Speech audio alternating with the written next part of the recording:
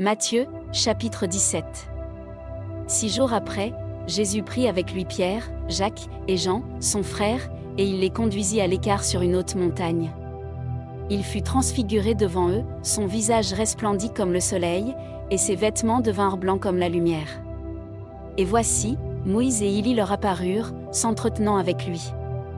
Pierre, prenant la parole, dit à Jésus, « Seigneur, il est bon que nous soyons ici, si tu le veux, je dresserai ici 3 tentes, une pour toi, une pour Moïse, et une pour Élie. » Comme il parlait encore, une nuée lumineuse les couvrit. Et voici, une voix fit entendre de la nuée ces paroles, « Celui-ci est mon Fils bien-aimé, en qui j'ai mis toute mon affection, écoutez-le. » Lorsqu'ils entendirent cette voix, les disciples tombèrent sur leurs faces, et furent saisis d'une grande frayeur. Mais Jésus, s'approchant, les toucha, et dit, « Levez-vous, n'ayez pas peur. » Ils levèrent les yeux, et ne virent que Jésus seul. Comme ils descendaient de la montagne, Jésus leur donna cet ordre, « Ne parlez à personne de cette vision, jusqu'à ce que le Fils de l'homme soit ressuscité des morts. » Les disciples lui firent cette question, « Pourquoi donc les scribes disent-ils qu'Élie doit venir premièrement ?» Il répondit, « Il est vrai qu'Élie doit venir, et rétablir toutes choses. Mais je vous dis qu'Élie est déjà venu, qu'ils ne l'ont pas reconnu, et qu'ils l'ont traité comme ils ont voulu.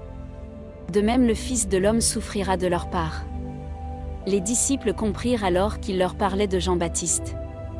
Lorsqu'ils furent arrivés près de la foule, un homme vint se jeter à genoux devant Jésus, et dit, « Seigneur, aie pitié de mon fils, qui est lunatique, et qui souffre cruellement, il tombe souvent dans le feu, et souvent dans l'eau.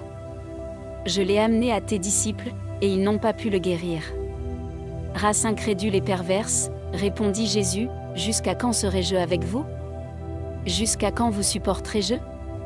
Amenez-le-moi ici. » Jésus parla sévèrement au démon, qui sortit de lui, et l'enfant fut guéri à l'heure même. Alors les disciples s'approchèrent de Jésus, et lui dirent en particulier, « Pourquoi n'avons-nous pu chasser ce démon? » « C'est à cause de votre incrédulité, leur dit Jésus.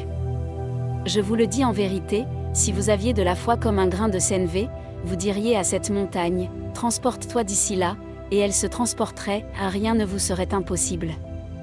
Mais cette sorte de démon ne sort que par la prière et par le jeûne. Pendant qu'ils parcouraient la Galilée, Jésus leur dit, « Le Fils de l'homme doit être livré entre les mains des hommes, ils le feront mourir, et le 3e jour il ressuscitera. » Ils furent profondément attristés. Lorsqu'ils arrivèrent à Capernaüm, ceux qui percevaient les 2 drachmes s'adressèrent à Pierre, et lui dirent, « Votre maître ne paie-t-il pas les 2 drachmes? » « Oui, dit-il. » Et quand il fut entré dans la maison, Jésus le prévint, et dit, « Que t'en semble, Simon? Les rois de la terre, de qui perçoivent-ils des tributs ou des impôts? De leurs fils, ou des étrangers? » Il lui dit, « Des étrangers. » Et Jésus lui répondit, « Les fils en sont donc exempts. Mais, pour ne pas les scandaliser, va à la mer, jette l'hameçon, et tire le premier poisson qui viendra, ouvre-lui la bouche, et tu trouveras un statère. Prends-le, et donne-le leur pour moi et pour toi. »